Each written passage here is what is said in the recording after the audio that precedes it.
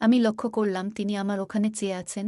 পরে আমি দেখলাম আমার হাত ওখানেই ছিল এবং আমার জামা প্রায় অনেকটা উপরে ছিল। আমি সব ঠিক করে তাকে বললাম, কি দেখছেন এভাবে? তিনি বললেন, তুমি যা আমাকে দেখাচ্ছিলে তাই আমি দেখতে পারছিলাম, অনেক সুন্দর। আমি তাকে বললাম, তাই বুঝি, কেবল কি দেখবেন না?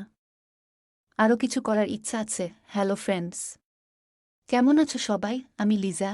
আমি দেখতে অনেক সুন্দর ছিলাম আর আমি একটু মোটা ছিলাম, যা আমাকে আরও আকর্ষণীয় করে তুলেছিল। আমাদের বিয়ের এখনও 1 সপ্তাহ হয়নি। আমরা এখনও ভালোবাসার আনন্দে বিভোর। হঠাৎ আমার বাসা থেকে ফোন আসে যে আমাকে যেতে হবে, কারণ আমাদের বাসায় একটি বড় অনুষ্ঠান আছে। আমার স্বামী সেখানে যেতে পারবে না, কারণ তার অফিসে জরুরি কাজ পড়ে গেছে। তাই আমাদের দুজনের মন খুব খারাপ হয়ে গেল, কারণ এখনও আমরা ভালোভাবে সময় কাটাতে পারিনি। আমরা এখনও বিয়ের পুরো আনন্দ উপভোগ করতে পারিনি। এখন আমাকে কিছুদিন আলাদা থাকতে হবে। আমি সেদিন আমার স্বামীকে অনেক ভালোবাসা দিয়ে বিদায় জানিয়ে আমার বাসায় চলে এলাম। চলে আসার পর একা একা ঘুম আসছিল না। আমার স্বামীর কথা খুব মনে পড়ছিল। তাই রাতে ঘুম না আসার কারণে তার কথা মনে করে হাতের কাজ শুরু করে দিলাম। এইভাবে অনেকক্ষণ কাজ করার পরে ঘুমিয়ে পড়লাম। আমি এ ধরনের কাজ করতে বেশ অভ্যস্ত। বিয়ের আগেও আমি অনেকবার এসব করেছি। যাই হোক, পরের দিন সকালে ঘুম ভেঙে দেখি বাসায় অনেক মেহমান এসেছে, কারণ আজ আমার ছোট ভাইয়ের জন্মদিনের অনুষ্ঠান ছিল। এই কারণেই আমাকে আসতে হয়েছে। আমরা সবাই অনুষ্ঠান উপভোগ করছিলাম। হঠাৎ আমি এক অপরিচিত ব্যক্তি দেখতে পেলাম। সে আমার স্বামীর মতো ছিল। চেহারায় কিছু মিল ছিল। আমি আমার ছোট ভাইকে জিজ্ঞাসা করলাম, ওই লোকটি কে? সে বলল, উনি একটি ব্যাংকে চাকরি করেন এবং বাবার সাথে অনেক পরিচিত, কারণ তিনি বাবার কাছে অনেক সাহায্য করেছিলেন নির্দিষ্ট বিষয়ে। তারপর থেকে তিনি বাবার কাছে অনেক পরিচিত হন এবং প্রায়ই আমাদের বাসাতে আসেন। আমি বললাম, ঠিক আছে, তুই যা মজা করো। আমি ওই ব্যক্তির দিকে তাকাতেই তিনিও আমার দিকে তাকালো। আমাদের একসাথে চোখে চোখ পড়ল। আমি চোখ ফিরিয়ে নিলাম। তার কিছুক্ষণ পরে লক্ষ্য করলাম তিনি প্রায়ই আমার কাছাকাছি এসে আরেকজনের সাথে গল্প করছিলেন। তখনই আমার বাবা এসে তার সাথে আমার পরিচয় করে দেন। তার নাম ছিল রনি। কিভাবে তার সাথে বাবার পরিচয় হয়েছিল সেগুলো আমাকে বলতে থাকে। আমি তাকে হাই বলে তার সাথে একটু গল্প করে চলে আসলাম। আমি লক্ষ্য করছিলাম যে তিনি আমায় কেমন জানি একটা দৃষ্টিতে তাকিয়েছিলেন। আমি মনে মনে ভাবতে লাগলাম যে আমার স্বামী এখানে নাই আর প্রায় অনেক দিন তার সাথে দেখা হবে না।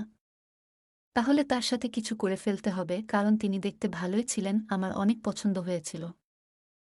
আমি দেখলাম সেদিন অনুষ্ঠানে সবাই চলে গিয়েছিলেন, কিন্তু তিনি চলে যাননি। আমি মনে মনে একটু খুশি হলাম। পরে সন্ধ্যার দিকে সবাই চলে যাওয়ার পর আমি গোসল করার জন্য বাথরুমে চলে গেলাম। সেখানে আমি সব জামা কাপড় খুলে একটি বালতিতে রাখলাম। তখন আমার স্বামীর কথা মনে হচ্ছিল। তাই তখনই আমি আবার সেই হাতের কাজ করতে থাকি। তখন কেন জানি আমার মনে হচ্ছিল আমার বাথরুমের বাইরে কেউ একজন দাঁড়িয়ে আছে। আমি মনে করলাম আমার মনের ভুল মনে হয়। তাই আমি আবার আমার কাজ চালিয়ে গেলাম।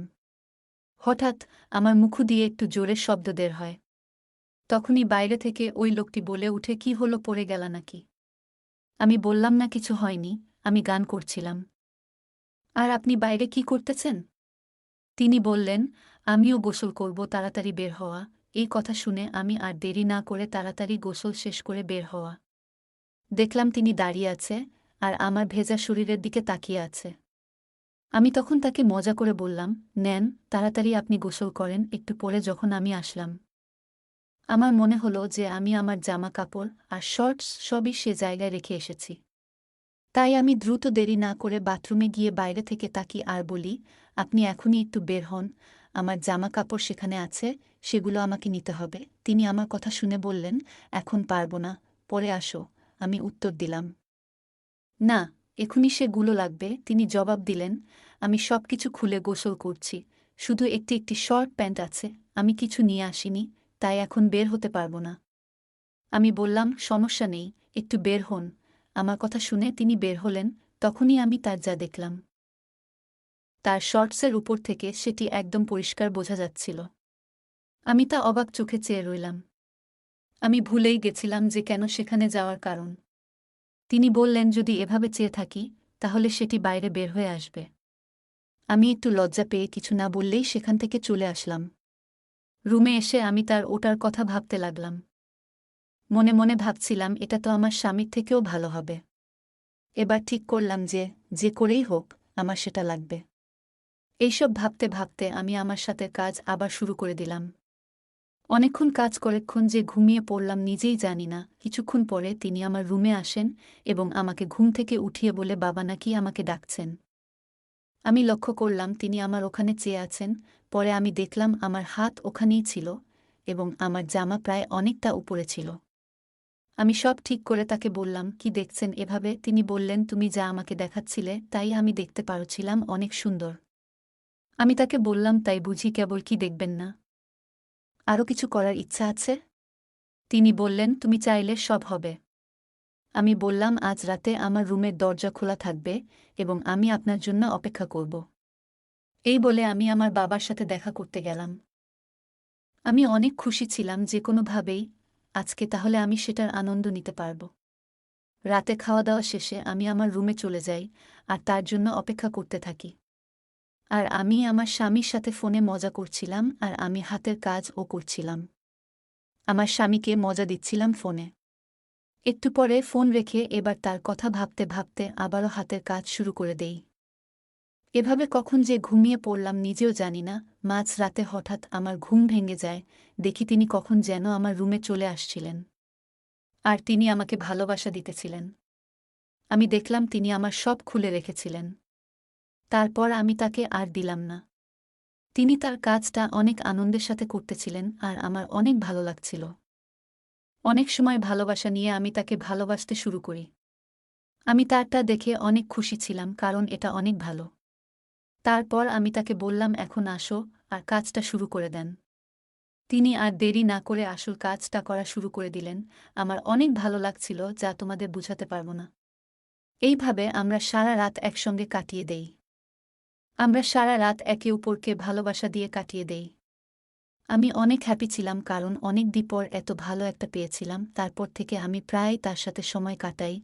এমনকি আমি আমার স্বামীর সাথে তাকে একটা ভালো সম্পর্কে জড়িয়ে দেই, যাতে করে তিনি আমার শ্বশুর বাড়িতে আসতে পারে।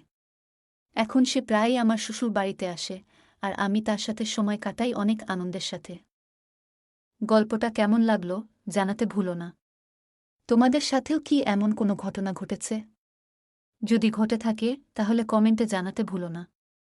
আরও মজার মজার রোমান্টিক গল্প শুনতে চাইলে ভিডিওটি লাইক, শেয়ার এবং চ্যানেলটি সাবস্ক্রাইব করতে ভুলো না। ধন্যবাদ।